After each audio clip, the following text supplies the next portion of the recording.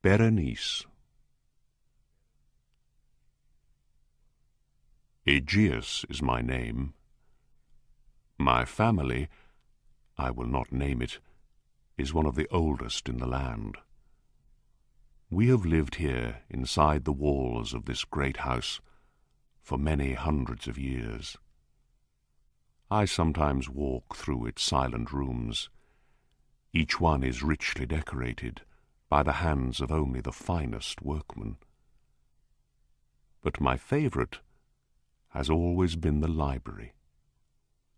It is here among books that I have always spent most of my time.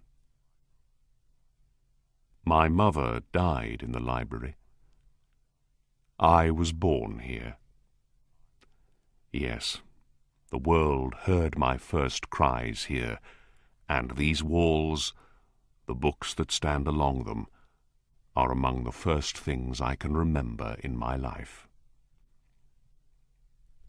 I was born here in this room, but my life did not begin here. I know I lived another life before the one I am living now.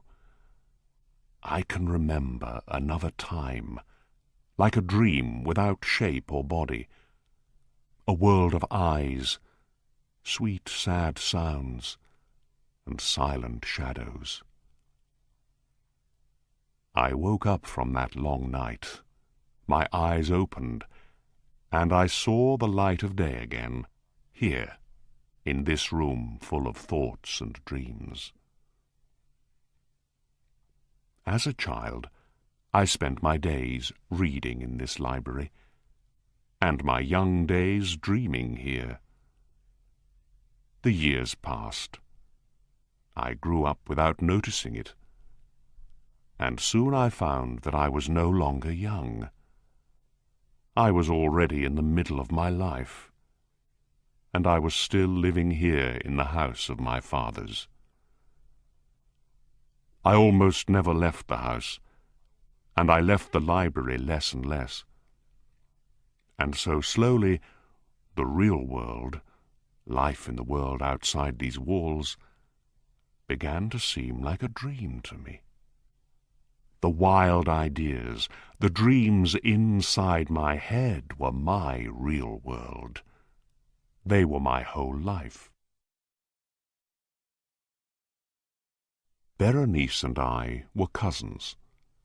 She and I grew up together here in this house, but we grew so differently. I was the weak one, so often sick, always lost in my dark and heavy thoughts. She was the strong, healthy one, always so full of life, always shining like a bright new sun. She ran over the hills under the great blue sky, while I studied in the library. I lived inside the walls of my mind, fighting with the most difficult and painful ideas. She walked quickly and happily through life, never thinking of the shadows around her.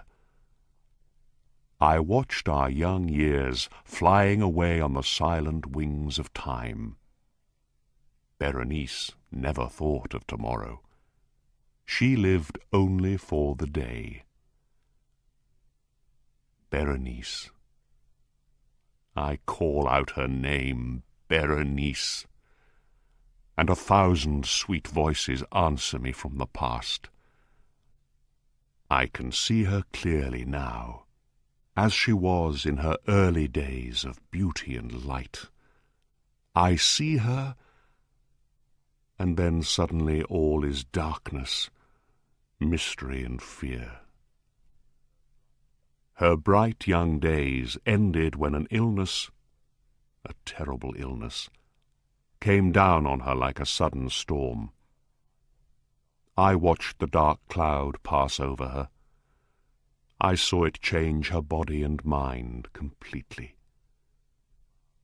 The cloud came and went, leaving someone I did not know. Who was this sad person I saw now? Where was my Berenice, the Berenice I once knew? This first illness caused several other illnesses to follow. One of these was a very unusual type of epilepsy. This epilepsy always came suddenly, without warning. Suddenly her mind stopped working. She fell to the ground, red in the face, shaking all over, making strange sounds, her eyes not seeing any more. The epilepsy often ended with her going into a kind of very deep sleep. Sometimes this sleep was so deep that it was difficult to tell if she was dead or not. Often she woke up from the sleep as suddenly as the epilepsy began. She would just get up again as if nothing was wrong. It was during this time that my illness began to get worse. I felt it growing stronger day by day. I knew I could do nothing to stop it. And soon, like Berenice, my illness changed my life completely. It was not my body that was sick. It was my mind. It was an illness of the mind. I can only describe it as a type of monomania. I often lost myself for hours, deep in thought about something so unimportant that it seemed funny afterwards. But I am afraid it may be impossible to describe how fully I could lose myself in the useless study of even the simplest or most ordinary object. I could sit for hours looking at one letter of a word on a page. I could stay for most of a summer's day watching a shadow on the floor. I could sit without taking my eyes off a wood fire in winter until it burnt away to nothing. I could sit for a whole night dreaming about the sweet smell of a flower. I often repeated a single word again and again for hours until the sound of it had no more meaning for me.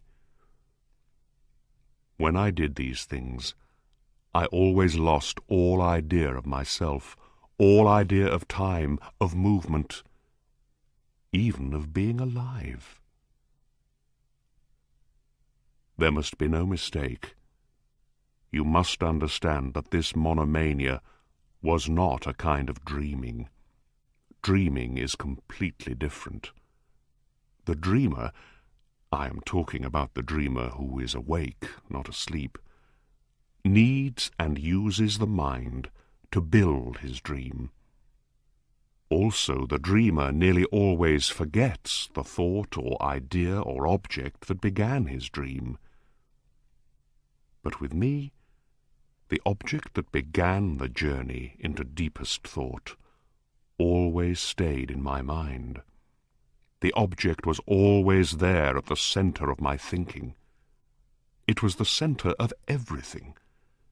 It was both the subject and the object of my thoughts. My thoughts always came back to that object in a never-ending circle. The object was no longer real, but still I could not pull myself away from it. I never loved Berenice, even during the brightest days of her beauty. This is because I have never had feelings of the heart. My loves have always been in the world of the mind. In the grey light of early morning, among the dancing shadows of the forest, in the silence of my library at night, Berenice moved quickly and lightly before my eyes. I never saw my Berenice as a living Berenice. For me, Berenice was a Berenice in a dream. She was not a person of this world. No, I never thought of her as someone real. Berenice was the idea of Berenice. She was something to think about, not someone to love. And so why did I feel differently after her illness? Why, when she was so terribly and sadly changed, did I shake and go white when she came near me? Because I saw the terrible waste of that sweet and loving person. Because now there was nothing left of the Berenice I once knew. It is true, I never loved her, but I knew she always loved me, deeply. And so one day, because I felt so sorry for her, I had a stupid and evil idea. I asked her to marry me. Our wedding day was growing closer, and one warm afternoon I was sitting in the library. The clouds were low and dark, the air was heavy, everything was quiet. Suddenly, lifting my eyes from my book, I saw Berenice standing in front of me. She was like a stranger to me, only a weak shadow of the woman I remembered. I could not even remember how she was before. God, she was so thin. I could see her arms and legs through the grey clothes that hung round her wasted body. She said nothing, and I could not speak.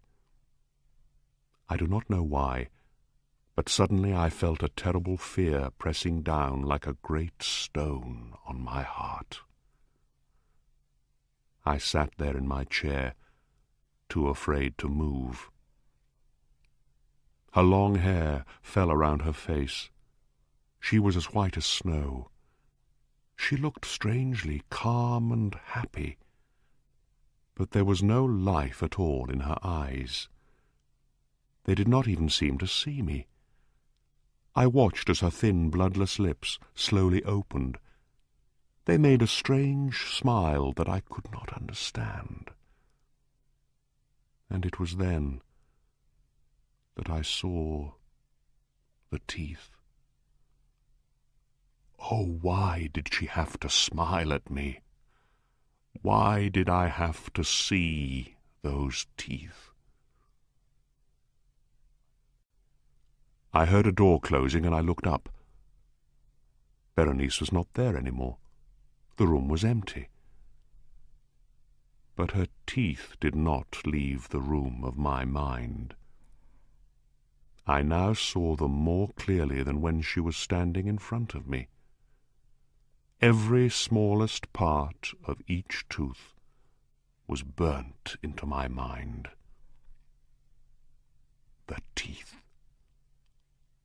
There they were in front of my eyes, here, there, everywhere I looked, and they were so white, with her bloodless lips always moving round them. I tried to fight this sudden, terrible monomania, but it was useless. All I could think about, all I could see in my mind's eye was the teeth. They were now the center of my life. I held them up in my mind's eye, looked at them in every light, turned them every way. I studied their shapes, their differences, and the more I thought about them, the more I began to want them. Yes, I wanted them. I had to have the teeth. Only the teeth could bring me happiness, could stop me from going mad. Evening came. Then darkness turned into another day. Soon a second night was falling, and I sat there alone, never moving. I was still lost in thought, in that one same thought. The teeth. I saw them everywhere I looked, in the evening shadows, in the darkness in front of my eyes. Then a terrible cry of horror woke me from my dreams.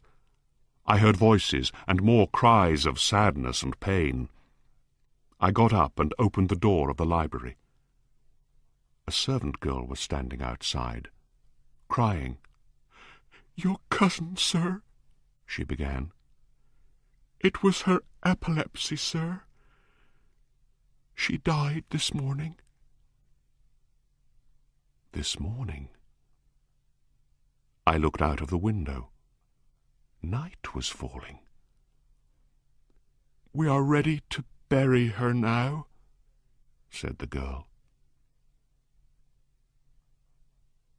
I found myself waking up alone in the library again. I thought that I could remember unpleasant and excited dreams, but I did not know what they were.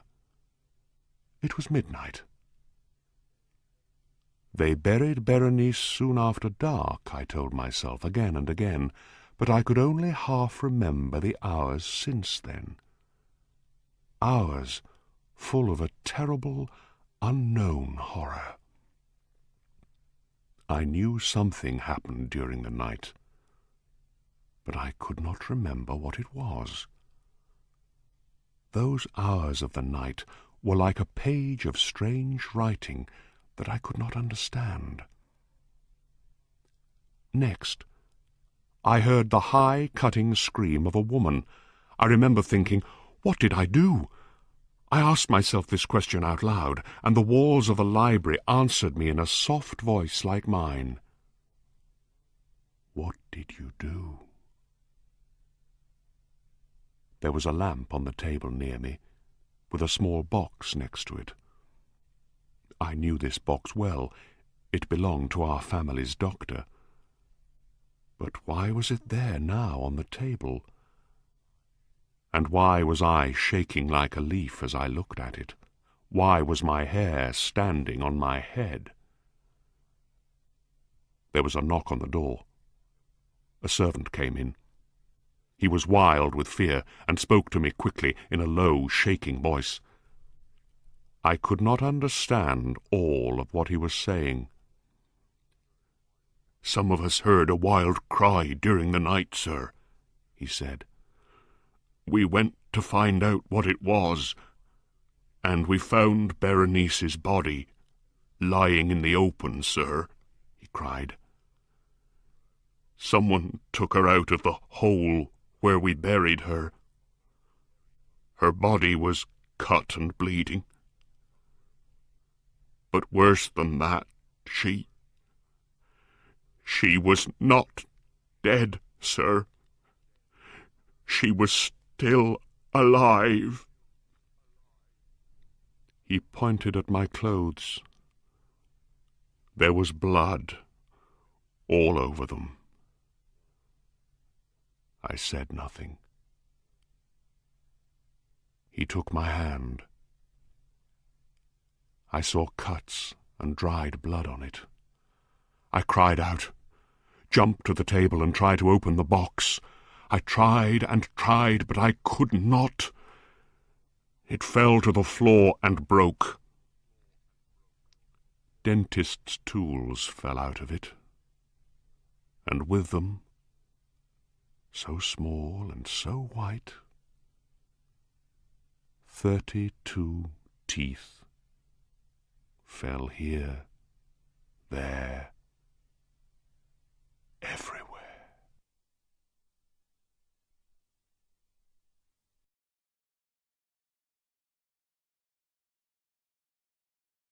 Howard Phillips Lovecraft. The Call of Cthulhu. Chapter 1. The Horror in Clay.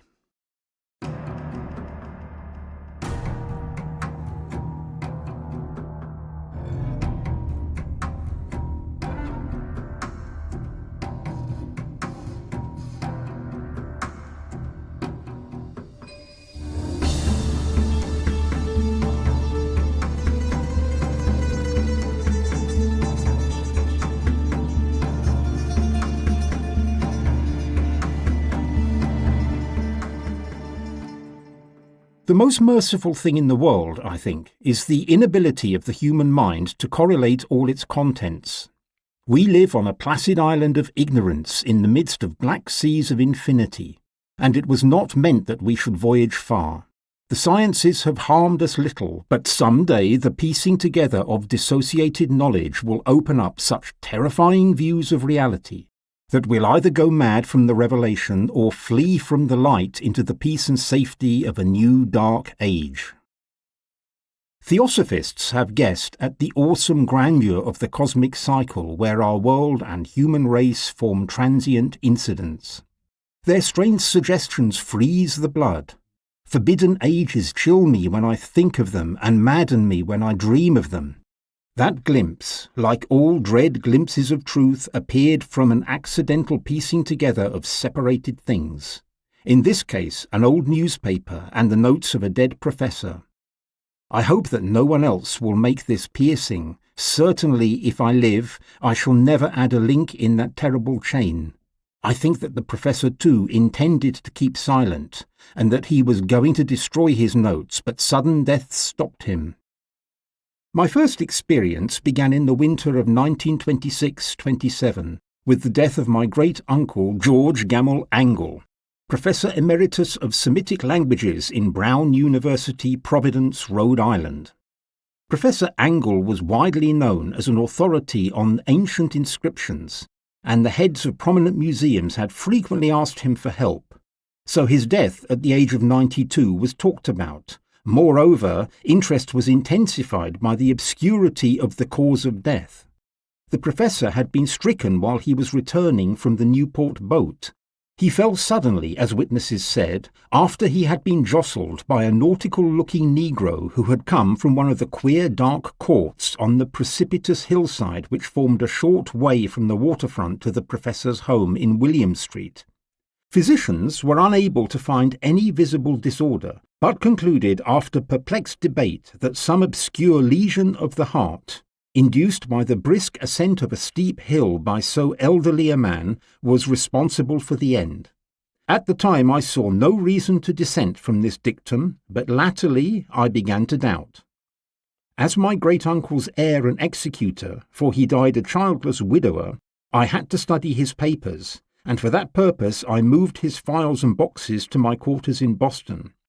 Much of the material will be later published by the American Archaeological Society, but there was one box which I found very puzzling, and which I did not want to show to other eyes. It had been locked, and I did not find the key till I examined the personal ring which the professor carried in his pocket.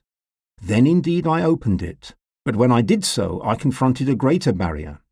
What was the meaning of this queer clay bas-relief and the disjointed jottings, ramblings and cuttings which I found? Had my uncle in his latter years become superstitious? I decided to find the eccentric sculptor responsible for this apparent disturbance of an old man's mind. The bas-relief was a rough rectangle less than an inch thick and about 5 by 6 inches in area, obviously of modern origin. Its designs, however, were far from modern in atmosphere and suggestion, and there was writing of some kind, but my memory could not identify it. Above hieroglyphics was a figure, an impressionistic picture. It was a sort of monster or symbol representing a monster of a form which only a diseased fancy could conceive. If I say that my extravagant imagination offered simultaneous pictures of an octopus, a dragon, and a human caricature, I can present the spirit of it. A pulpy, tentacled head surmounted a grotesque and scaly body with rudimentary wings, and the general outline of the whole monster made it most shockingly frightful. Behind the figure was a vague, cyclopean architectural background. The writing was made by Professor Angle's most recent hand, and made no pretence to literary style. The main document was headed Cthulhu Cult, in characters painstakingly printed to avoid the erroneous reading of an unknown word. This manuscript was divided into 2 sections, the first of which was headed 1925, Dream and Dream, work of H.A. Wilcox, 7 Thomas Street, Providence, Rhode Island, and the second, Narrative of Inspector John R. Legrasse, 121 Bienville Street, New Orleans, L.A. at 1908, AAS, MTG, Notes on Same, and Prof. Webb's account. The other manuscript papers were brief notes. Some of them were queer dreams of different persons. Some of them were citations from theosophical books and magazines, notably W. Scott Eliot's Atlantis and the Lost Lemuria, and the rest comments on long-surviving secret societies and hidden cults, with references to passages in such mythological and anthropological sourcebooks as Fraser's Golden Bough and Miss Murray's Witch Cult in Western Europe. The articles were mainly about mental illness and outbreaks of group folly or mania in the spring of 1925. The first half of the principal manuscript told a very interesting tale. On March 1st, 1925, a thin, dark young man of neurotic and excited aspect came to Professor Angle bearing a singular clay bas-relief, which was then exceedingly damp and fresh. His card bore the name of Henry Anthony Wilcox, and my uncle had recognised him as the youngest son of an excellent family slightly known to him, who was studying sculpture at the Rhode Island School of Design and living alone at the Fleur-de-Lis building near that institution. Wilcox was a precocious young genius with great eccentricity, and had from childhood excited attention through the strange stories and odd dreams. He had the habit of relating them.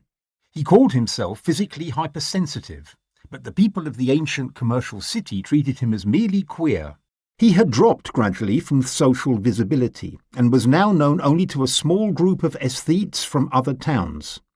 Even the Providence Arts Club, which was trying to preserve its conservatism, had found him quite hopeless. So, as the professor's manuscript told, the sculptor abruptly asked to help him identify the hieroglyphics of the bas-relief. He spoke in a dreamy, stilted manner which suggested pose and alienated sympathy, and my uncle showed some sharpness in replying, for the conspicuous freshness of the tablet did not show any relation to archaeology. Young Wilcox's rejoinder, which impressed my uncle, was of a fantastically poetic nature. He said, "It is new indeed, for I made it last night in a dream of strange cities, and dreams are older than brooding Tyre, or the contemplative Sphinx, or garden-gurgled Babylon." Then he began his rambling tale, which suddenly won the fevered interest of my uncle. There had been a slight earthquake tremor the night before, the most considerable felt in New England for some years, and Wilcox's imagination had been greatly affected. He had an unprecedented dream of great cyclopean cities of Titan blocks and sky-flung monoliths, all dripping with green ooze and sinister with latent horror. Hieroglyphics had covered the walls and pillars, and from some undetermined point below had come a voice that was not a voice, a chaotic sensation which only fancy could transmute into sound, but which he attempted to render by the almost unpronounceable combination of letters. Cthulhu Ptagna. This verbal jumble was the key to the recollection which excited and disturbed Professor Angle. He questioned the sculptor with scientific interest, and studied the bas-relief on which the young man had been working, chilled and clad only in his nightclothes. My uncle blamed his old age. Wilcox afterwards said because he could not recognise both hieroglyphics and the pictorial design fast enough. Many of his questions seemed highly inappropriate to his visitor, especially those which tried to connect the things with strange cults or societies, and Wilcox could not understand the promises of silence which he was offered in an exchange for an admission of membership in some widespread mystical or paganly religious society. When Professor Angle became convinced that the sculptor was indeed ignorant of any cult or system of cryptic lore, he asked his visitor to supply him with future reports of dreams. This bore regular fruit, because after the first interview the manuscript records daily visits of the young man, during which he related startling fragments of nocturnal imagery. He was always talking about some terrible cyclopean views of dark and dripping stone, with a subterranean voice or intelligence shouting monotonously enigmatical, uninscribable gibberish. The two sounds frequently repeated are rendered by the letters CTHULHU and R'LYEH. On March the 23rd, the manuscript continued, Wilcox did not come. He had been stricken with an obscure fever and taken to the home of his family in Waterman Street. He had cried out in the night, arousing several other artists in the building, and had showed since then only alternations of unconsciousness and delirium. My uncle at once telephoned the family, and from that time watched the case, calling often at the Thayer Street office of Dr. Toby. The young man's febrile mind apparently was dwelling on strange things, and the doctor was shuddering as he spoke of them. They included not only a repetition of what he had formerly dreamed, but concerned gigantic things, miles high, which walked or lumbered about. He never fully described these objects, but occasional frantic words, as repeated by Dr. Toby, convinced the professor that they were identical with the nameless monsters he had depicted in his dream sculpture. Reference to this object, the doctor added, was invariably a prelude to the young man's lethargy. His temperature, oddly enough, was quite normal, but the whole condition was like true fever rather than mental disorder. On April the 2nd, at about 3 p.m., every trace of Wilcox's illness suddenly ceased. He sat upright in bed, astonished to find himself at home and completely ignorant of what had happened in the dream or reality since the night of March the 22nd. His physician declared recovering, and he returned to his quarters in 3 days, but he was not able to help Professor Angle. All traces of strange dreaming had vanished with his recovery, and my uncle kept no record of his night thoughts after a week of pointless and irrelevant usual visions. Here the first part of the manuscript ended, but it gave me much material for thought. The notes were the descriptions of the dreams of various persons covering the same period as that in which the young Wilcox had had his strange visits. My uncle, it seems, was inquiring amongst nearly all the friends whom he could question, asking for nightly reports of their dreams and the dates of any notable visions for some time past. He received so many responses that it was impossible to handle them without a secretary. This original correspondence was not preserved, but his notes formed a thorough and really significant digest. Average people in society and business gave an almost completely negative result, though there were some formless nocturnal impressions. Between March the 23rd and April the 2nd, the period of young Wilcox's delirium, 4 cases gave vague descriptions of strange landscapes, and in one case there was mentioned the dread of something abnormal. The answers of artists and poets were the most interesting, and I suspect that panic would have appeared if they had compared the notes. But these were not original letters, and I suspected that they were being asked leading questions, or that the correspondence was edited. That is why I continued to feel that Wilcox had been imposing on the veteran scientist. The responses from aesthetes told a disturbing tale. From February the 28th to April the 2nd, a large proportion of them had dreamed very bizarre things. The intensity of the dreams was immeasurably stronger during the period of the sculptor's delirium. Over a fourth of them reported scenes and half-sounds, like those which Wilcox had described, and some of the dreamers were afraid of the gigantic nameless thing which became visible at the end. One case was very sad. A widely known architect with great interest towards theosophy and occultism went violently insane on the date of young Wilcox's seizure, and several months later was still continuously screaming. He was asking for help. He wanted to be saved from some escaped denizen of hell. If my uncle had mentioned the real names instead of numbers, I would have done some personal investigation, but as it was, I succeeded in tracing down only a few. And it is well that no explanation ever reached them. The newspaper's articles, as I have learned, were concerned with cases of panic, mania, and eccentricity during the given period. Professor Angle's collection was tremendous, and the sources were scattered throughout the globe. Here was a nocturnal suicide in London, where a man had leaped from a window after a shocking cry. Here was a letter to the editor of a newspaper in South America, where a fanatic pre-told the future from visions he had seen. An article from California described the Theosophist colony. People in white robes were preparing for some glorious fulfillment, which never arrived. Articles from India spoke of serious native unrest towards the end of March the 22nd, 23rd. The west of Ireland, too, was full of wild rumour and legendary stories, and a fantastic painter named Edouard Bonneau offered a blasphemous dream landscape in the Paris Spring Salon of 1926. The recorded troubles in insane asylums were very numerous as well, but I was then convinced that young Wilcox had known of the older matters mentioned by the professor and had set all this aside.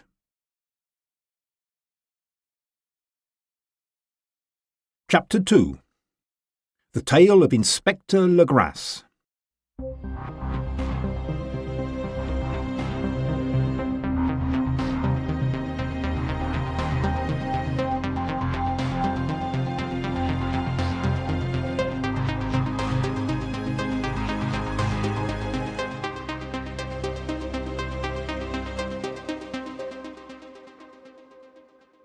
The older matters which had made the sculptor's dream and the bas-relief so significant to my uncle formed the second half of his long manuscript. Once before, it appears, Professor Angle had seen the hellish outlines of the nameless monstrosity, thought about the unknown hieroglyphics, and heard the ominous syllables which can be written only as Cthulhu. It was in 1908, 17 years before, when the American Archaeological Society held its annual meeting in St. Louis. Professor Angle, due to his authority and attainments, had a prominent part in it. Other people offered him questions for correct answering and problems for expert solution. There was a middle-aged man who had travelled all the way from New Orleans to get special information unobtainable from any local source. His name was John Raymond Legrasse, and he was an inspector of police. He brought the subject of his visit, a grotesque, repulsive, and apparently very ancient stone statuette, whose origin was unknown. Inspector Legrasse had the least interest in archaeology. He was prompted by purely professional considerations. The statuette, idol, fetish, or whatever it was, had been captured some months before in the wooded swamps south of New Orleans during a raid on a supposed voodoo meeting. And the rites connected with it were so singular and hideous that the police treated it as a dark cult totally unknown to them, and infinitely more diabolic than even the blackest of the African voodoo circles. Absolutely nothing was discovered of its origin, only erratic and unbelievable tales from captured members. Hence the police wanted to learn something which might help them to place the frightful symbol, and through it understand the cult itself. Inspector Legrasse was not prepared for the sensation which his offering created. One sight of the thing had been enough to throw the assembled scientists into a state of tense excitement. They crowded around him to gaze at the diminutive strange figure, apparently very old and unknown. Strange school of sculpture had animated this terrible object, yet centuries and even thousands of years seemed recorded in its dim and greenish surface of stone. The figure, which was finally passed slowly from man to man for close and careful study, was between 7 and 8 inches in height. It represented a vaguely anthropoid monster with an octopus-like head, whose face was a mass of feelers, a scaly, rubbery-looking body, prodigious claws on hind and forefeet, and long, narrow wings behind. This thing, which was an embodiment of a fearsome and unnatural malignancy, squatted evilly on a rectangular block or pedestal covered with undecipherable characters. The tips of the wings touched the back edge of the block, and the seat occupied the centre, while the long curved claws of the hind legs gripped the front edge and extended towards the bottom of the pedestal. The cephalopod head was bent forward, so that the ends of the facial feelers brushed the backs of the huge forepaws which clasped the elevated knees. The creature looked abnormally lifelike and fearful because its source was totally unknown. Its vast, awesome and incalculable age was unmistakable, but it was not connected to any known type of art belonging to civilization's youth, or indeed at any other time. Even its material was a mystery, for the soapy greenish-black stone with its golden or iridescent flecks and striations resembled nothing familiar to geology or mineralogy. The characters along the base were totally unknown, and nobody could form the least notion of even their remotest linguistic kinship. They, like the subject and material, belonged to something horribly remote and distinct from mankind as we know it. And yet, as the members shook their heads and confessed defeat at the inspector's problem, there was one man in that gathering who recognized bizarre familiarity in the monstrous shape and writing. This person was the late William Channing Webb, professor of anthropology at Princeton University and a famous explorer. Professor Webb had been engaged 48 years before in a tour of Greenland and Iceland in search of some runic inscriptions. On the West Greenland coast he had met a singular tribe or cult of degenerate Eskimo whose religion, a curious form of devil worship, frightened him with its deliberate bloodthirstiness and repulsiveness. It was a faith of which other Eskimo knew little, and which they mentioned only with shudders, saying that it had come down from horribly ancient ages before the world was made. Besides nameless rites and human sacrifices, there were certain queer hereditary rituals addressed to a supreme elder devil or Tornasuk, and of this Professor Webb had taken a careful phonetic copy from an aged Angekok or wizard priest, expressing the sounds in Roman letters as best he knew how. The most important thing was the fetish around which they danced when the aurora leaped high over the ice cliffs. It was, the professor stated, a very crude bas-relief of stone, comprising a hideous picture and some cryptic writing. And it was a rough parallel in all essential features of the bestial thing now lying before the meeting. This data, received with suspense and astonishment by the assembled members, was very exciting to Inspector Legrasse, and he at once began to ply his informant with questions. He noted and copied an oral ritual among the swamp cult worshippers, which his men had arrested. So he asked the professor to remember the syllables that he had heard from the diabolist Eskimo.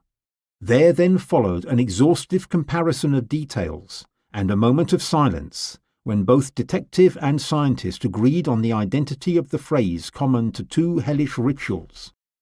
What both the Eskimo, wizards, and the Louisiana swamp priests had chanted to their kindred idols was something very like this: Fenglui, Mgloa, Nafen, Cthulhu, Relier, Vaga, Nagel, Fatagan. Legrasse said that some of his Mongol prisoners had told him the meaning of these words.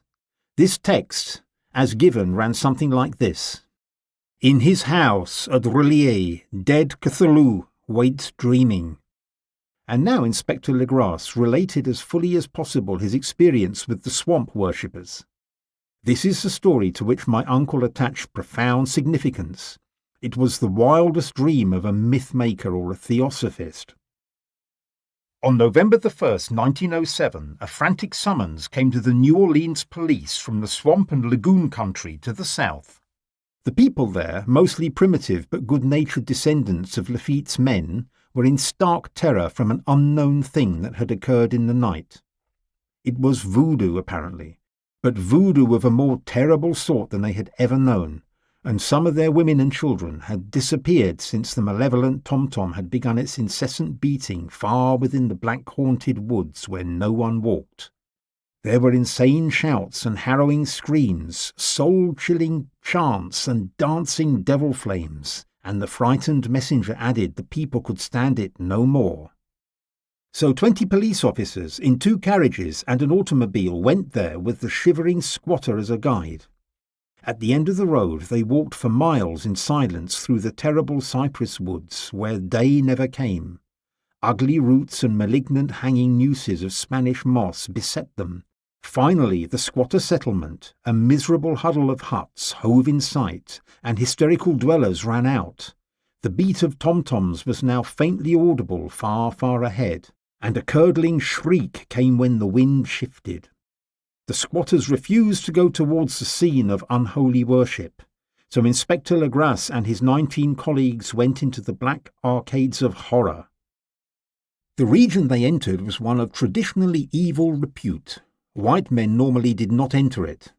There were legends of a hidden lake in which dwelt a huge, formless, white, polypous thing with luminous eyes, and squatters whispered that bat-winged devils flew up out of caverns in inner earth to worship it at midnight. They said it had been there before the Indians, and before even the beasts and birds of the woods. It was nightmare itself, and to see it was to die. But it came to them in dreams, and so they knew enough not to go there. The present voodoo orgy was indeed on the fringe of this area, but that location was bad enough, hence perhaps the very place of worship had terrified the squatters more than the shocking sounds and incidents. Legras's men ploughed on through the black morass towards the red glare and muffled tom-toms. There are sounds made by men and sounds made by beasts, and it is terrible to hear when the sources change. The voices the policemen heard were like pestilential tempests from the gulfs of hell. From time to time a chorus of hoarse voices chanted that hideous phrase or ritual. Fenneglui, Magloa, Nafen, Cthulhu, Relier, Vagar, Nagel, Fatagan. Then the men reached a spot where the trees were thinner.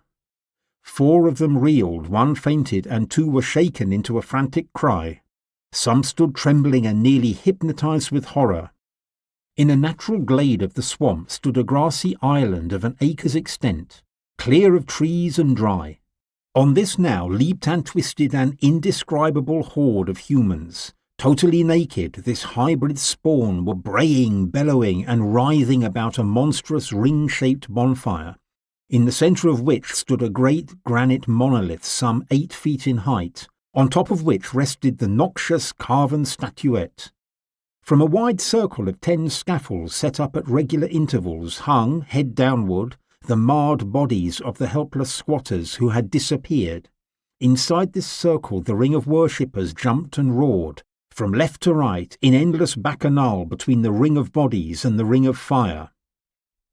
It may be only imagination, but a Spanish man heard antiphonal responses to the ritual from some far and unillumined spot within the wood. This man, Joseph D. Galvez, I later met and questioned. He said that he heard the beating of great wings and saw a glimpse of shining eyes and a mountainous white bulk beyond the remotest trees. But I suppose he was a little superstitious. But duty came first, and the police relied on their firearms and went determinedly into the nauseous rout. For 5 minutes the chaos was beyond description. Shots were fired and escapes were made, but in the end Legras was able to count 47 sullen prisoners, to whom he ordered to dress and fall into line between 2 rows of policemen. 5 of the worshippers lay dead, and 2 were severely wounded. Of course, Legras took the statuette from the monolith.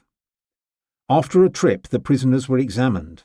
They were men of a very low, mixed-blooded and mentally aberrant type. Most were seamen, some Negroes and mulattoes, largely West Indians or Portuguese from the Cape Verde Islands. But before many questions were asked, it became clear that something far deeper and older than Negro fetishism was involved. They worshipped, so they said, the great old ones who lived ages before there were any men and who came to the young world out of the sky. Those old ones were gone now inside the earth and under the sea, but their dead bodies had told their secrets in dreams to the first men who formed a cult which had never died. This was that cult, and the prisoners said it had always existed and always would exist, hidden in distant and dark places all over the world, until the time when the great priest Cthulhu, from his dark house in the mighty city of Relea under the waters, would rise and rule the earth. Some day he will call, when the stars are ready and the secret cult will always be waiting to liberate him. Meanwhile, no more can be told. There was a secret which could not be extracted. Mankind was not absolutely alone among the conscious things of earth. Some shapes came out of the dark to visit the faithful few. But these were not the great old ones. No man had ever seen the old ones. The carven idol was great Cthulhu, but nobody might say how the others looked like. No one could read the old writing now, but things were told by word of mouth. The chanted ritual was not the secret. That was never spoken aloud, only whispered. The chant meant only this: in his house at Relier, dead Cthulhu waits dreaming. Only 2 of the prisoners were found sane enough to be hanged, and the rest were taken to various hospitals. All denied ritual murders and said that the killing had been done by black-winged ones which had come to them from their immemorial meeting place in the haunted wood, and nothing more could be known. What the police learned came mainly from the immensely aged mestizo named Castro, who said that he had sailed to different ports and talked with undying leaders of the cult in the mountains of China. Old Castro remembered bits of hideous legend that made man and the world seem recent and transient indeed. There had been ages when other creatures ruled the earth, and they had great cities. Remains of them, the deathless Chinaman had told him, could still be found as cyclopean stones on the islands in the Pacific. They all died long ago before men came, but there were ways which could revive them when the stars had come round again to the right positions in the cycle of eternity. They had indeed come themselves from the stars and brought their images with them. These great old ones, Castro continued, were not composed altogether of flesh and blood. They had shape, but that shape was not made of matter. When the stars came round to the right positions, they could travel from world to world through the sky. But when the stars were wrong, they could not live. But although they no longer lived, they would never really die. They all lay in stone houses in their great city of Relea, preserved by the spells of mighty Cthulhu, for a glorious resurrection when the stars and the earth might once more be ready for them. But at that time some force from outside must serve to liberate their bodies. The spells prevented them from making an initial move, and they could only lie awake in the dark and think while millions of years passed by. They knew all that was occurring in the universe, for their mode of speech was transmitted thought. Even now they talked in their tombs. When, after infinities of chaos, the first men came, the great old ones spoke to the sensitive among them by moulding their dreams, for only thus could their language reach the fleshy minds. Then, whispered Castro, those first men formed the cult around tall idols which the Great One showed them, idols brought in dim eras from dark stars. That cult would never die till the stars came right again, and the secret priest would take great Cthulhu from his tomb to revive his servants and resume his rule of earth. This time would be easy to know, for then mankind would become as the great old ones, free and wild and beyond good and evil, with laws and morals thrown aside, and all men would be shouting and killing and revelling in joy. Then the liberated old ones would teach them new ways to shout and kill and revel and enjoy themselves, and all the earth would flame with a holocaust of ecstasy and freedom. Meanwhile the cult, by appropriate rites, must keep alive the memory of those ancient ways and tell about their return. In the elder time chosen men had talked with the entombed old ones in dreams, but then something happened. The great stone city, Relea, with its monoliths and sepulchres, had sunk beneath the waves, and the deep waters, full of one primal mystery through which not even thought can pass, had cut off the communication. But memory never died, and the high priest said that the city would rise again when the stars were right. Then the black spirits of earth would come out, mouldy and shadowy and full of dim rumours. But old Castro dared not speak much of them. He became silent hurriedly and said nothing more. He curiously declined to mention the size of the old ones too. Of the cult, he said he thought the centre lay amid the pathless desert of Arabia, where Irim, the city of pillars, dreams hidden and untouched. It was not connected to the European witch cult, and was virtually unknown beyond its members.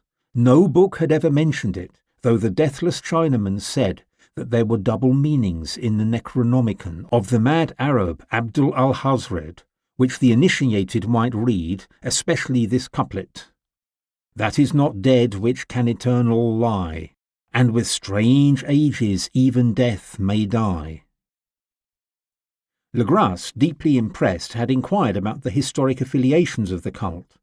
Castro apparently had told the truth when he said that it was wholly secret, The authorities at Tulane University could say nothing about either cult or image, and now the detective had come to the highest authorities in the country and met with the Greenland tale of Professor Webb.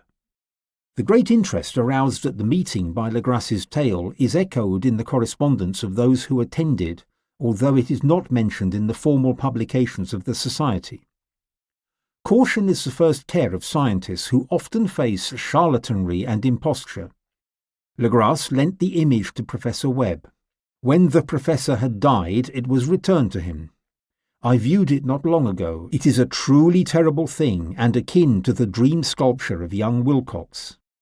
I did not wonder that my uncle was excited by the tale of the sculpture. Professor Angle started an investigation immediately, though privately I suspected young Wilcox of trickery. He could invent a series of dreams to heighten and continue the mystery. So, after thoroughly studying the manuscript again and correlating the theosophical and anthropological notes with the cult narrative of Legras, I made a trip to Providence to see the sculptor and accuse him of imposing upon a learned and aged man. Wilcox still lived alone in the Fleur-de-Lis building in Thomas Street, a hideous Victorian imitation of 17th century Breton architecture. I found him at work in his rooms and understood at once that his genius is indeed profound and authentic.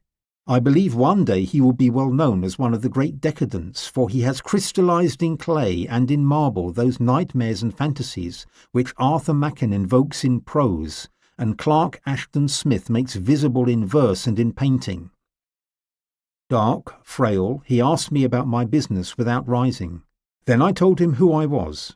He displayed some interest, for my uncle had excited his curiosity studying his strange dreams, yet had never explained the reason for the study. In a short time I became convinced of his absolute sincerity, for he spoke of the dreams in a manner none could mistake.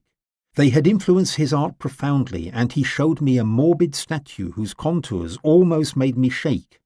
He could not recall the origin of this thing except in his own dream bas-relief.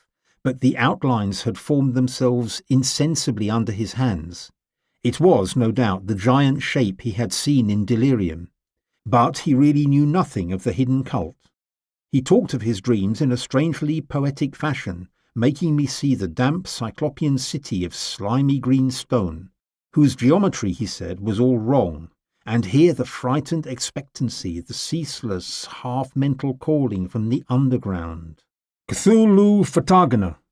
Cthulhu Fatagana! These words had formed part of that dread ritual which told of dead Cthulhu's dream vigil in his stone vault at Relier. And I felt deeply touched despite my rational beliefs. Wilcox, I was sure, had heard of the cult in some casual way, and had soon forgotten it amidst a mass of equally weird reading and imagining. Later it had found subconscious expression in dreams, in the bas-relief, and in the terrible statue. The young man was slightly affected and slightly ill-mannered, that type I never liked. But I admit both his genius and his honesty. I wish him all the success his talent promises. The matter of the cult still fascinated me, and sometimes I met serious researchers. I visited New Orleans, talked with Legras and other people of that old-time party, and saw the frightful image and even questioned some mongrel prisoners. Old Castro, unfortunately, had been dead for some years. What I now heard was really no more than a detailed confirmation of what my uncle had written, and it excited me. I felt sure that I touched a very real, very secret, and very ancient religion, whose discovery would make me a famous scientist. My attitude was absolutely materialistic.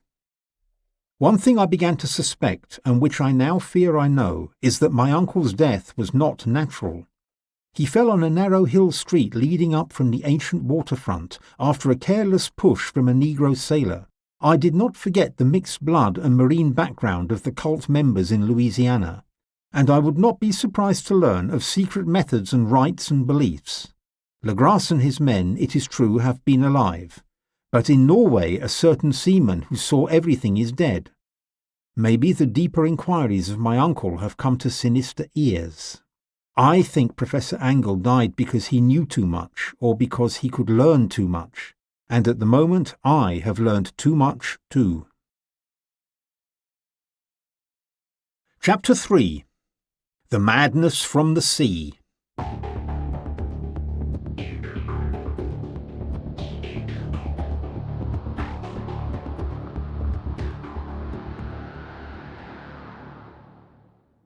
I had almost ceased my inquiries into what Professor Angle called the Cthulhu cult, and was visiting a learned friend in Paterson, New Jersey, the curator of a local museum and a famous mineralogist. Examining one day the stones in a rear room of the museum, my eye noticed an odd picture in one of the old papers spread beneath the stones.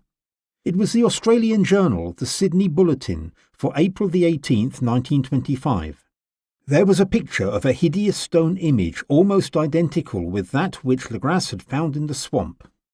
I read the article in detail. It was of great significance to my quest, and I carefully tore it out.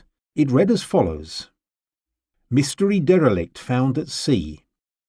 Vigilant arrives with helpless armed New Zealand yacht in tow. One survivor and dead man found aboard. Tale of desperate battle and deaths at sea. Rescued seaman refuses particulars of strange experience. Odd idol found in his possession. Inquiry to follow. The Morrison Co's freighter Vigilant, bound from Valparaiso, arrived this morning at its wharf in Darling Harbour, having in tow the battled and disabled but heavily armed steam yacht Alert of Dunedin, New Zealand, which was sighted April 12th in the southern latitude 34 degrees 21, western longitude 152 degrees 17, with one living and one dead man aboard. The Vigilant left Valparaiso March the 25th, and on April the 2nd was driven considerably south off its course by exceptionally heavy storms and monster waves. On April the 12th the derelict was sighted. One survivor in a half-delirious condition and one man who had evidently been dead for more than a week were found. The living man was holding a horrible stone idol of unknown origin, about a foot in height.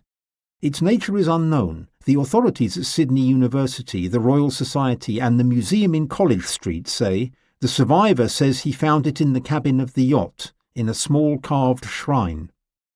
This man told an exceedingly strange story of piracy and slaughter. He is Gustaf Johansen, a Norwegian from the two-masted schooner Emma of Auckland, which sailed for Callao, February the 20th, with a complement of 11 men. The Emma, he says, was delayed and thrown widely south off her course by the great storm of March the 1st, and on March the 22nd, in southern latitude 49 degrees 51, western longitude 128 degrees 34, encountered the Alert, manned by a queer and evil-looking crew of Kanakas and half-castes.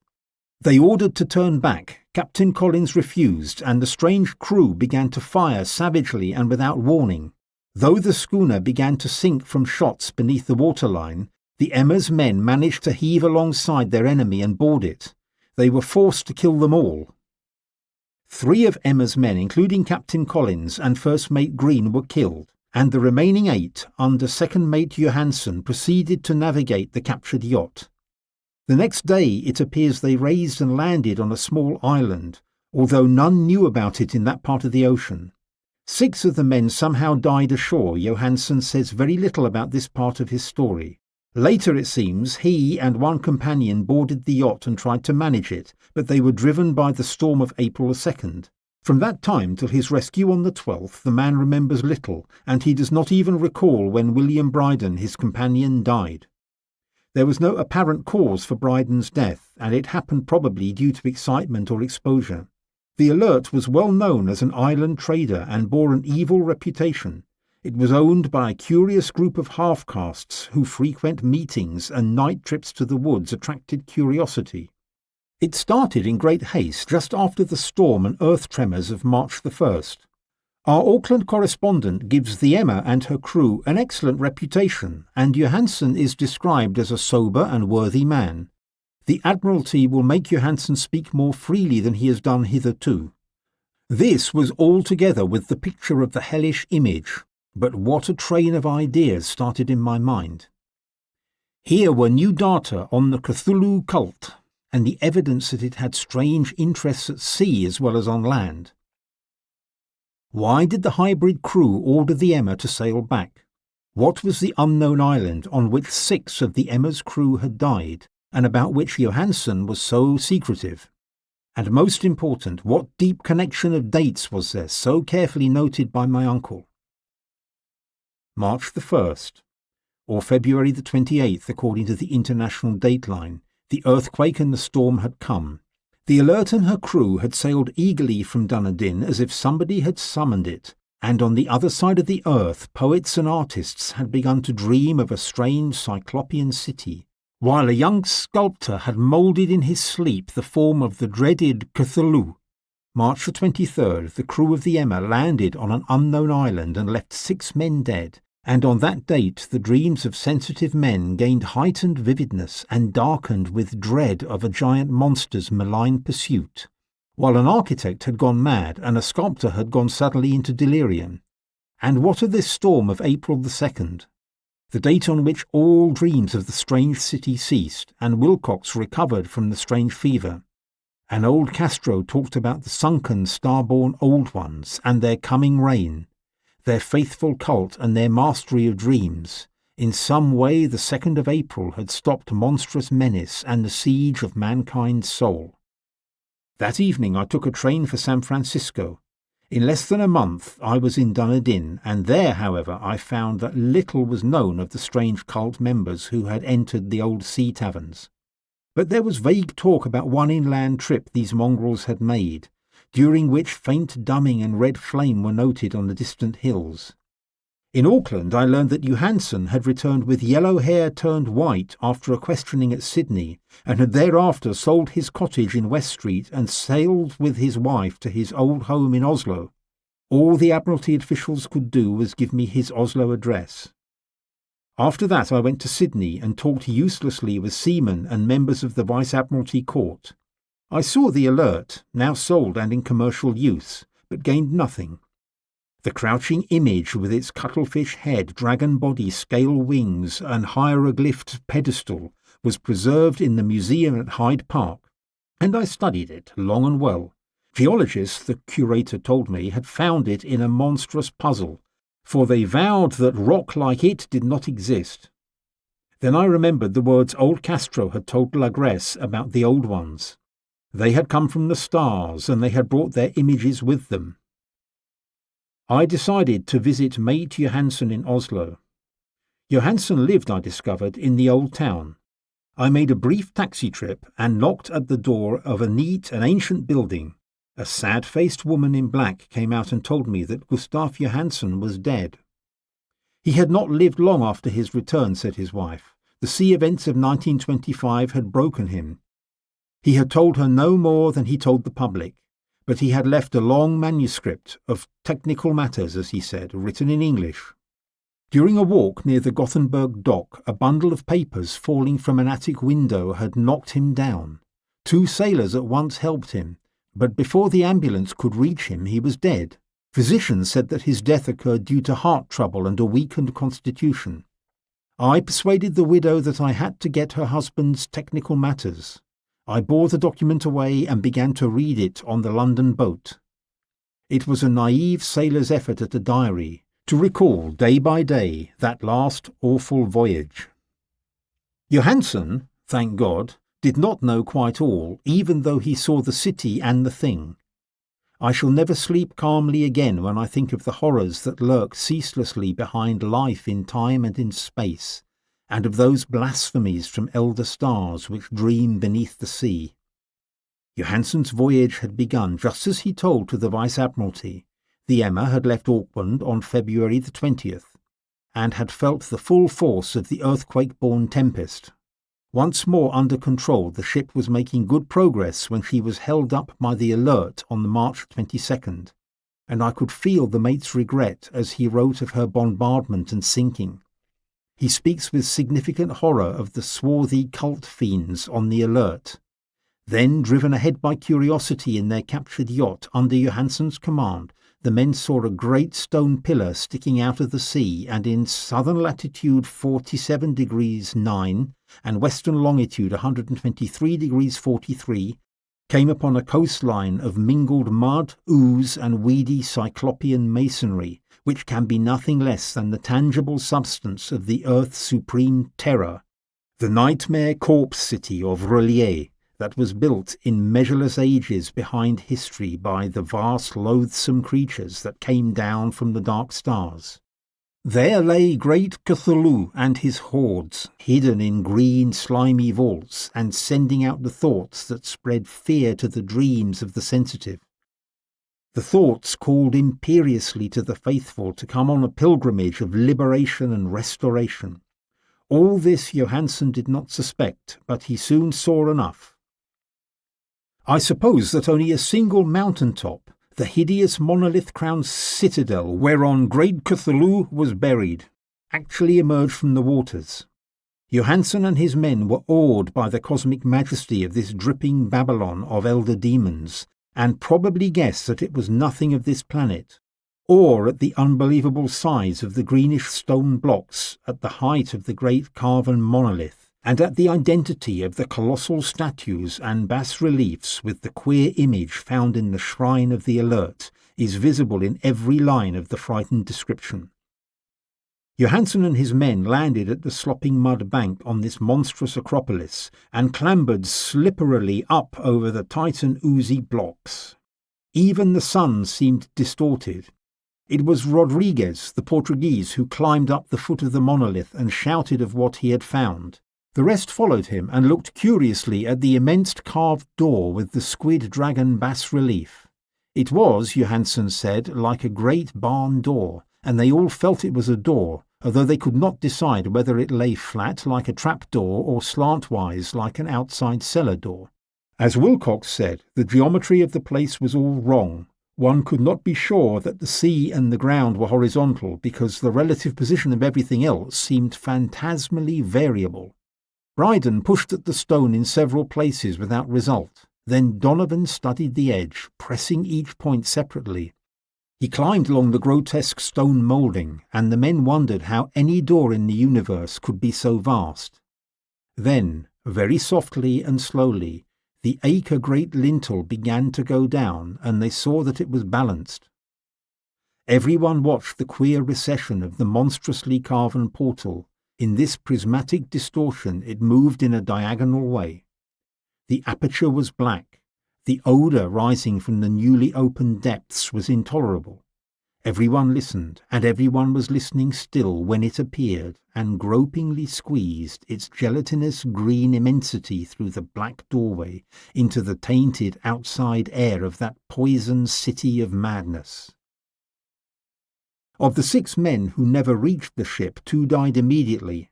The thing cannot be described. There is no language for such abysms of shrieking and immemorial lunacy, such contradictions of all matter, force, and cosmic order.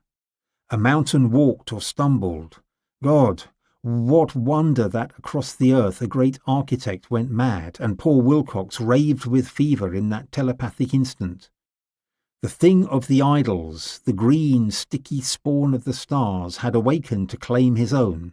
The stars were right again, and what an age-old cult had failed to do, a band of innocent sailors had done by accident. After millions of years, great Cthulhu was loose again, and ravening for delight. 3 men were swept up by the flabby claws before anybody turned.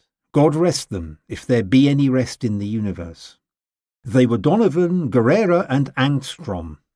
Parker slipped as the other 3 were running to the boat, and Johansen swears he was swallowed up by masonry.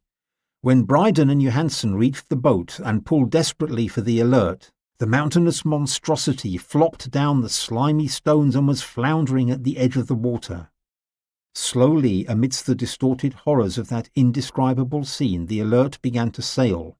While on the masonry of that shore great Cthulhu slid greasily into the water and began to pursue. Bryden looked back and went mad. He kept on laughing till death found him one night in the cabin while Johansen was wandering deliriously.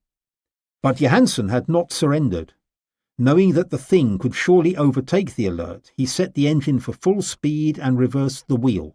The brave Norwegian drove his vessel head-on against the pursuing jelly. Johansen drove on relentlessly. There was a horrific bursting as of an exploding bladder, a stench as of 1,000 open graves, and a sound that the chronicler could not put on paper.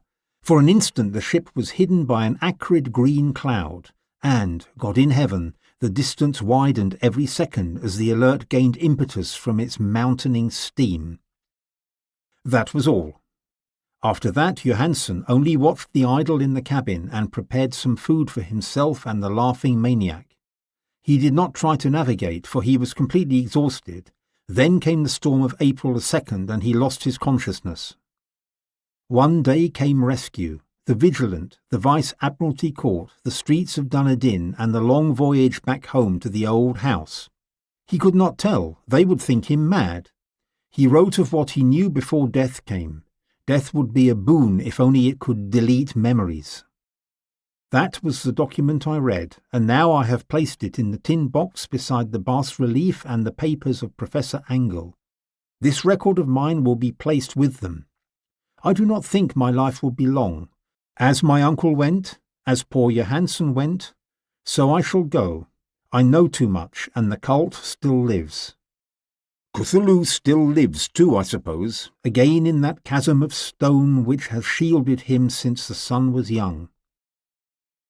His accursed city is sunken once more, for the Vigilant sailed over the spot after the April storm, but his ministers on earth still below, and prance and slay around the idol-capped monoliths in lonely places. Who knows the end? What has risen may sink, and what has sunk may rise. It waits and dreams in the deep, and decay spreads over the tottering cities of men. A time will come, but I must not and cannot think about it. Let me pray that, if I do not survive this manuscript, my executors let nobody read this.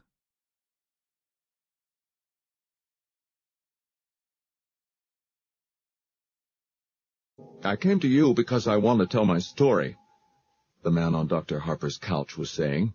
The man was Lester Billings from Waterbury, Connecticut.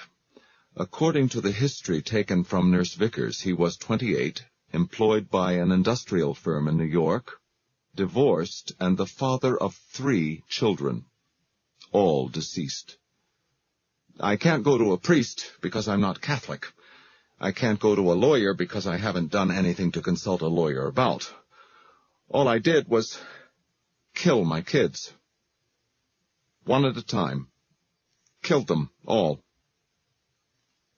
Dr. Harper turned on the tape recorder. Billings lay straight as a yardstick on the couch, not giving it an inch of himself. His feet protruded stiffly over the end. Picture of a man enduring necessary humiliation. His hands were folded corpse-like on his chest. His face was carefully set. He looked at the plain white composition ceiling as if seeing scenes and pictures played out there. Do you mean you actually killed them, or— No. Impatient flick of the hand. But I was responsible. Denny in 1967, Shirl in 1971, and Andy this year. I want to tell you about it. Dr. Harper said nothing. He thought that Billings looked haggard and old. His hair was thinning, his complexion sallow. His eyes held all the miserable secrets of whiskey. They were murdered, see? Only no one believes that. If they would, things would be all right. Why is that? Because— Billings broke off and darted up on his elbows, staring across the room. What's that? He barked. His eyes had narrowed to black slots. What's what? That door. The closet, Dr. Harper said, where I hang my coat and leave my overshoes. Open it. I want to see. Dr. Harper got up wordlessly, crossed the room, and opened the closet. Inside, a tan raincoat hung on one of 4 or 5 hangers. Beneath that was a pair of shiny galoshes. The New York Times had been carefully tucked into one of them. That was all. All right, Dr. Harper said. All right. Billings removed the props of his elbows and returned to his previous position. You were saying— Dr. Harper said as he went back to his chair, that if the murder of your 3 children could be proved, all your troubles would be over. Why is that? I'd go to jail, Billings said immediately. For life. And you can see into all the rooms in the jail, all the rooms. He smiled at nothing. How were your children murdered? Don't try to jerk it out of me. Billings twitched around and stared balefully at Harper. I'll tell you. Don't worry. I'm not one of your freaks strutting around and pretending to be Napoleon or explaining that I got hooked on heroin because my mother didn't love me. I know you won't believe me. I don't care. It doesn't matter. Just to tell will be enough.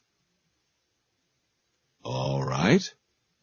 Dr. Harper got out his pipe. I married Rita in 1965. I was 21, and she was 18. She was pregnant. That was Denny. His lips twisted in a rubbery, frightening grin that was gone in a wink. I had to leave college and get a job, but I didn't mind. I loved both of them. We were very happy. Rita got pregnant just a little while after Denny was born, and Cheryl came along in December of 1966. Andy came in the summer of 1969, and Denny was already dead by then. Andy was an accident. That's what Rita said. She said sometimes that birth control stuff doesn't work. I think that it was more than an accident. Children tie a man down, you know.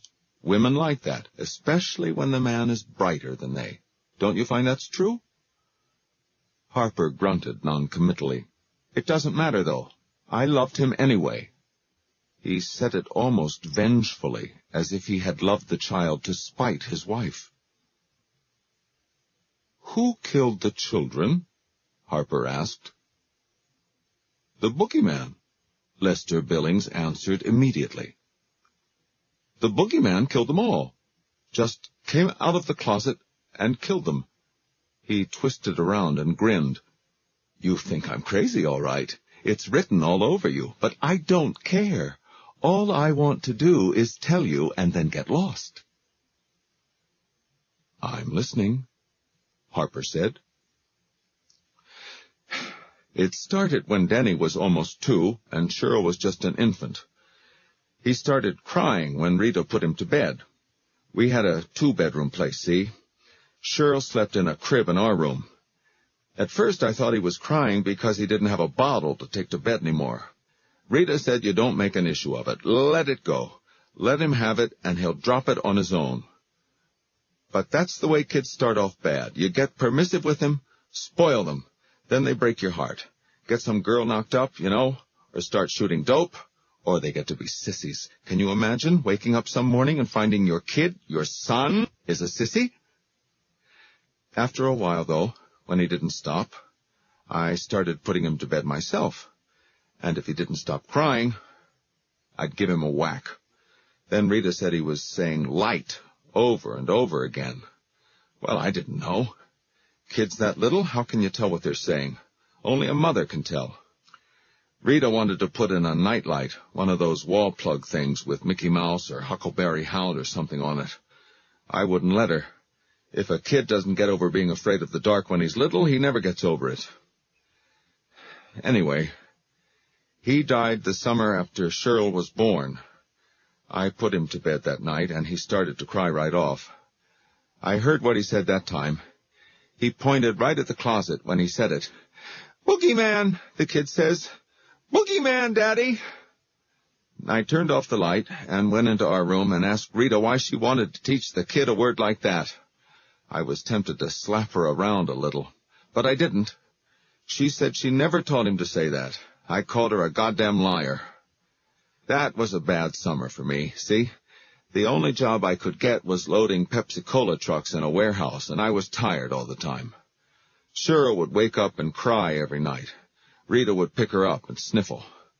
I tell you, sometimes I felt like throwing them both out a window. Christ, kids drive you crazy sometimes. You could kill them.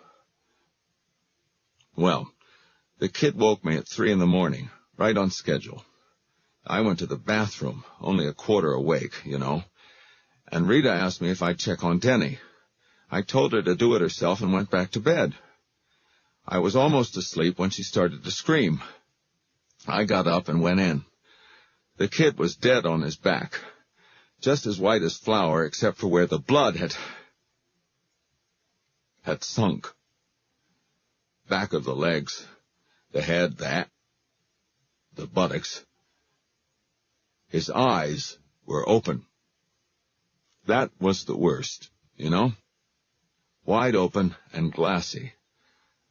Like the eyes you see on a moose head some guy put over his mantle. Like pictures you see of those gook kids over in Nam.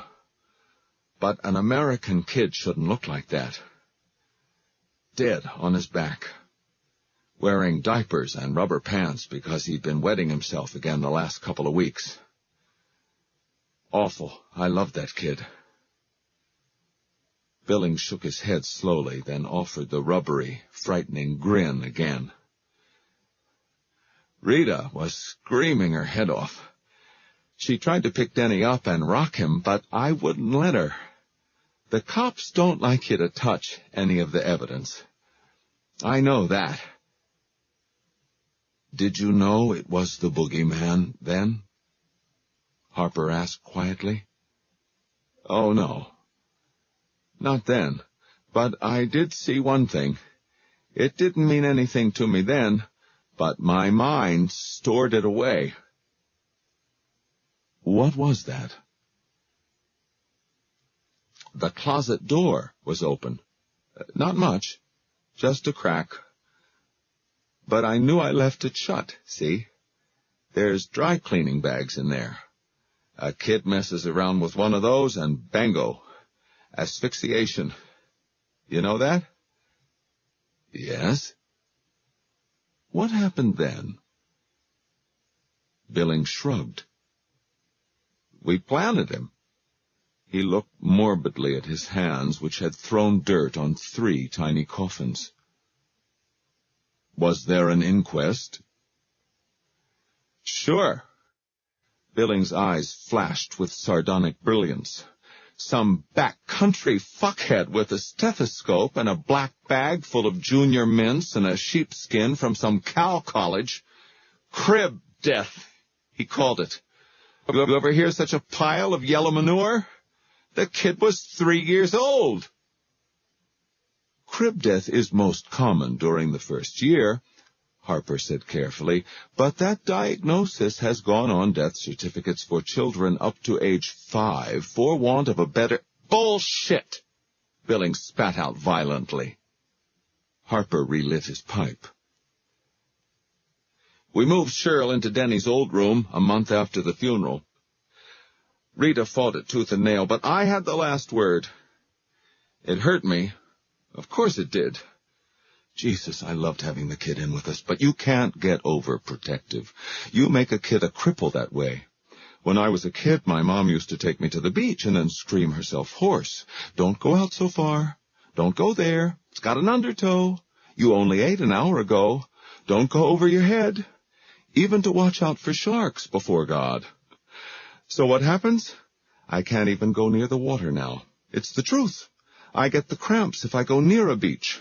Rita got me to take her and the kids to Savin Rock once when Denny was alive. I got sick as a dog. I know, see. You can't overprotect kids, and you can't coddle yourself either. Life goes on.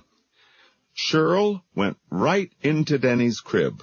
We sent the old mattress to the dump, though. I didn't want my girl to get any germs. So, a year goes by, and one night when I'm putting Cheryl into her crib, she starts to yowl and scream and cry. Boogeyman, Daddy! Boogeyman! Boogeyman! That threw a jump into me.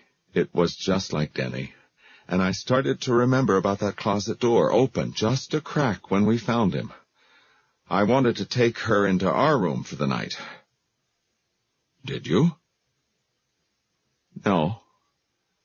Billings regarded his hands, and his face twitched.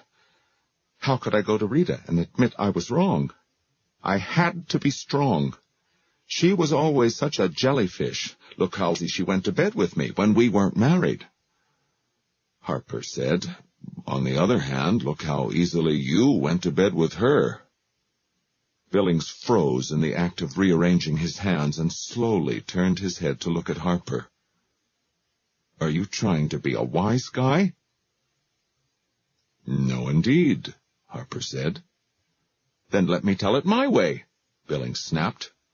I came here to get this off my chest, to tell my story. I'm not going to talk about my sex life, if that's what you expect. Rita and I had a very normal sex life, with none of that dirty stuff. I know it gives some people a charge to talk about that, but I'm not one of them. Okay, Harper said. Okay, Billings echoed with uneasy arrogance. He seemed to have lost the thread of his thought, and his eyes wandered uneasily to the closet door, which was firmly shut. Would you like that open? Harper asked. No, Billings said quickly. He gave a nervous little laugh. What do I want to look at your overshoes for? The boogeyman got her too, Billings said. He brushed at his forehead as if sketching memories. A month later. But something happened before that. I heard a noise in there one night, and then she screamed. I opened the door real quick. The hall light was on, and she was sitting up in the crib, crying, and something moved back in the shadows by the closet. Something slithered. Was the closet door open? A little, just a crack. Billings licked his lips. Cheryl was screaming about the boogeyman, and something else that sounded like claws, only she said craws. You know? Little kids have trouble with that L sound. Rita ran upstairs and asked what the matter was. I said she got scared by the shadows of the branches moving on the ceiling. Closet? Harper said. Huh? Crosset? Closet. Maybe she was trying to say closet. Maybe, Billings said. Maybe that was it, but I don't think so. I think it was claws. His eyes began seeking the closet door again. Claws. Long claws. His voice had sunk to a whisper. Did you look in the closet? Yes. Billings' hands were laced tightly across his chest, laced tightly enough to show a white moon at each knuckle. Was there anything in there? Did you see the— I didn't see anything! Billings screamed suddenly, and the words poured out as if a black cork had been pulled from the bottom of his soul. When she died, I found her, see? And she was black, all black. She swallowed her own tongue, and she was just as black as a nigger in a minstrel show, and she was staring at me. Her eyes, they looked like those eyes you see on stuffed animals, all shiny and awful, like live marbles. And they were saying it, got me, Daddy. You let it get me. You killed me. You helped it kill me. His words trailed off. One single tear, very large and silent, ran down the side of his cheek. It was a brain convulsion, see? Kids get those sometimes. A bad signal from the brain. They had an autopsy at Hartford Receiving, and they told us she choked on her tongue from the convulsion. And I had to go home alone because they kept Rita under sedation. She was out of her mind. I had to go back to that house, all alone. And I know a kid don't just get convulsions because their brain frigged up. You can scare a kid into convulsions. And I had to go back to the house, where it whispered. I slept on the couch, with the light on. Did anything happen? I had a dream, Billings said. I was in a dark room, and there was something I couldn't quite see in the closet. It made a noise, a squishy noise. It reminded me of a comic book I read when I was a kid. Tales from the Crypt, you remember that? Christ, they had a guy named Graham Ingalls. He could draw every god-awful thing in the world, and some out of it. Anyway, in this story, this woman drowned her husband, see? Put cement blocks on his feet and dropped him into a quarry. Only he came back. He was all rotted and black-green, and the fish had eaten away one of his eyes, and there was seaweed in his hair. He came back and killed her. And when I woke up in the middle of the night, I thought that would be leaning over me, with claws. Long claws. Dr. Harper looked at the digital clock inset into his desk. Lester Billings had been speaking for nearly half an hour. He said, "When your wife came back home, what was her attitude toward you?" "She still loved me," Billings said with pride. "She still wanted to do what I told her. That's the wife's place, right? This women's lib only makes sick people. The most important thing in life is for a person to know his place, his station in life. That's it." Billings snapped his fingers. "That's it exactly. And a wife should follow her husband. Oh, she was sort of colorless the first 4 or 5 months after. Dragged around the house, didn't sing, didn't watch the TV, didn't laugh. I knew she'd get over it. When they're that little, you don't get so attached to them. After a while, you have to go to the bureau drawer and look at the picture to even remember exactly what they look like." "She wanted another baby," he added darkly. "I told her it was a bad idea. Oh, not forever, but for a while. I told her it was a time for us to get over things and begin to enjoy each other. We never had a chance to do that before. You wanted to go to a movie, you had to hassle around for a babysitter. You couldn't go into town to see the Mets unless her folks would take the kids, because my mom wouldn't have anything to do with us. Denny was born too soon after we were married, see? She said Rita was just a tramp, a common little corner walker. Corner walker's what my mom always called them. Isn't that a sketch? She sat me down once and told me diseases you can get if you went to a prostitute, how your penis has just a little tiny sore on it one day, and the next day it's rotting right off. She wouldn't even come to the wedding." Billings drummed his chest with his fingers. "Rita's gynecologist sold her on this thing called IUD, intrauterine device. Foolproof, the doctor said. He just sticks it up the woman's, her place, and that's it. If there's anything in there, the egg can't fertilize. You don't even know it's there." He smiled at the ceiling with dark sweetness. "No one knows if it's there or not.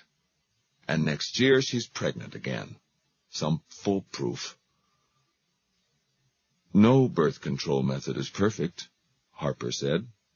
"The pill is only 98%.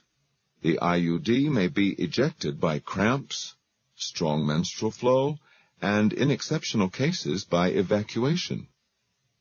"Yeah, or you can take it out." "That's possible." "So what's next?" "She's knitting little things, singing in the shower and eating pickles like crazy, sitting on my lap and saying things about how it must have been God's will. Piss." "The baby came at the end of the year after Shirl's death?" "That's right. A boy. She named it Andrew Lester Billings. I didn't want anything to do with it, at least at first. My motto was, she screwed up, so let her take care of it. I know how that sounds, but you have to remember that I'd been through a lot. But I warmed up to him, you know it? He was the only one of the litter that looked like me, for one thing. Denny looked like his mother, and Cheryl didn't look like anybody, except maybe my Grammy Ann. But Andy was the spitting image of me. I'd get to playing around with him in his playpen when I got home from work. He'd grab only my finger and smile and gurgle. 9 weeks old, and the kid was grinning up at his old dad. You believe that? Then one night, here I am coming out of a drugstore with a mobile to hang over the kid's crib. Me! Kids don't appreciate presents until they're old enough to say thank you. That was always my motto. But there I was, buying him silly crap, and all at once I realized I love him the most of all. I had another job by then, a pretty good one, selling drill bits for Cluett & Sons. I did real well, and when Andy was 1, we moved to Waterbury. The old place had too many bad memories, and too many closets. That next year was the best one for us. I'd give every finger on my right hand to have it back again. Oh, the war in Vietnam was still going on, and the hippies were still running around with no clothes on, and the niggers were yelling a lot, but none of that touched us. We were on a quiet street with nice neighbors. We were happy. He summed up simply. I asked Rita once if she wasn't worried. You know, bad luck comes in threes and all that. She said, not for us. She said Andy was special. She said God had drawn a ring around him. Billings looked morbidly at the ceiling. Last year wasn't so good. Something about the house changed. I started keeping my boots in the hall because I didn't like to open the closet door anymore. I kept thinking, well, what if it's in there? All crouched down and ready to spring the second I opened the door? And I started thinking I could hear squishy noises, as if something black and green and wet was moving around in there just a little. Rita asked me if I was working too hard, and I started to snap at her, just like the old days. I got sick to my stomach leaving them alone to go to work, but I was glad to get out. God help me. I was glad to get out. I started to think, see, that it lost us for a while when we moved. It had to hunt around, slinking through the streets at night and maybe creeping in the sewers, smelling for us. It took a year, but it found us. It's back. It wants Andy, and it wants me. I started to think maybe if you think of a thing long enough and believe in it, it gets real. Maybe all the monsters we were scared of when we were kids, Frankenstein and Wolfman and Mummy, maybe they were real. Real enough to kill the kids that were supposed to have fallen into gravel pits or drowned in lakes or were just never found. Maybe... Are you backing away from something, Mr. Billings? Billings was silent for a long time. 2 minutes clicked off the digital clock. Then he said abruptly, Andy died in February. Rita wasn't there. She got a call from her father. Her mother had been in a car crash the day after New Year's and wasn't expected to live. She took a bus back that night. Her mother didn't die, but she was on the critical list for a long time. 2 months. I had a very good woman who stayed with Aunt days. We kept house nights, and closet doors kept coming open. Billings licked his lips. The kid was sleeping in the room with me. It's funny, too. Rita asked me once when he was 2 if I wanted to move him into another room. Spock, or one of those other quacks, claims it's bad for kids to sleep with their parents, see? Supposed to give them traumas about sex and all that, but we never did it unless the kid was asleep. And I didn't want to move him. I was afraid to, after Denny and Cheryl. But you did move him, didn't you? Dr. Harper asked. Yeah, Billings said. He smiled a sick yellow smile. I did. Silence again. Billings wrestled with it. I had to, he barked finally. I had to. It was all right when Rita was there, but when she was gone, it started to get bolder. It started... He rolled his eyes at Harper and bared his teeth in a savage grin. Oh, you won't believe it. I know what you think. Just another goofy for your casebook, I know that. But you weren't there, you lousy, smug head peeper. One night, every door in the house blew wide open. One morning I got up and found a trail of mud and filth across the hall between the coat closet and the front door. Was it going out? Coming in? I don't know. Before Jesus? I just don't know. Records all scratched up and covered with slime, mirrors broken, and the sounds... He ran a hand through his hair. You'd wake up at 3 a.m. and look into the dark, and at first you'd say, "It's only the clock." But underneath it you could hear something moving in a stealthy way, but not too stealthy because it wanted you to hear it. A slimy, sliding sound like something from the kitchen drain, or a clicking sound like claws being dragged lightly over the staircase banister. And you'd close your eyes, knowing that hearing it was bad, but if you saw it... And always you'd be afraid that the noises might stop for a little while, and then there would be a laugh right over your face, and a breath of air like stale cabbage on your face, and then hands on your throat. Billings was pallid and trembling. So I moved him. I knew it would go for him, see? Because he was weaker. And it did. That very first night he screamed in the middle of the night, and finally, when I got up the cojones to go in, he was standing up in bed and screaming, "The boogeyman, Daddy! Boogeyman, want to go with Daddy! Go with Daddy!" Billings' voice had become a high treble like a child's.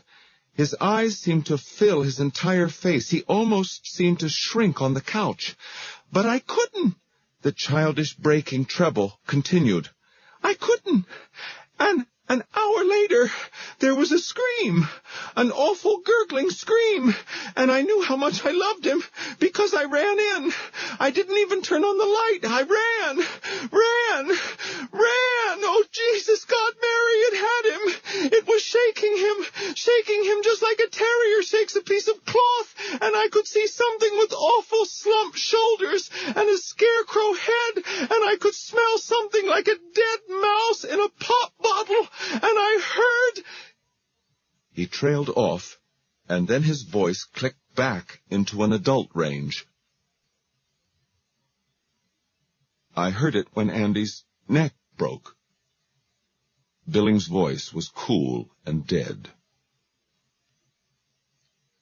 It made a sound like ice cracking when you're skating on a country pond in winter. Then what happened? "Oh, I ran," Billings said in the same cool, dead voice. "I went to an all-night diner. How's that for complete cowardice? Ran to an all-night diner and drank 6 cups of coffee. Then I went home.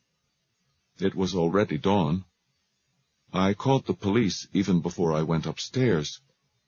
He was lying on the floor and staring at me, accusing me.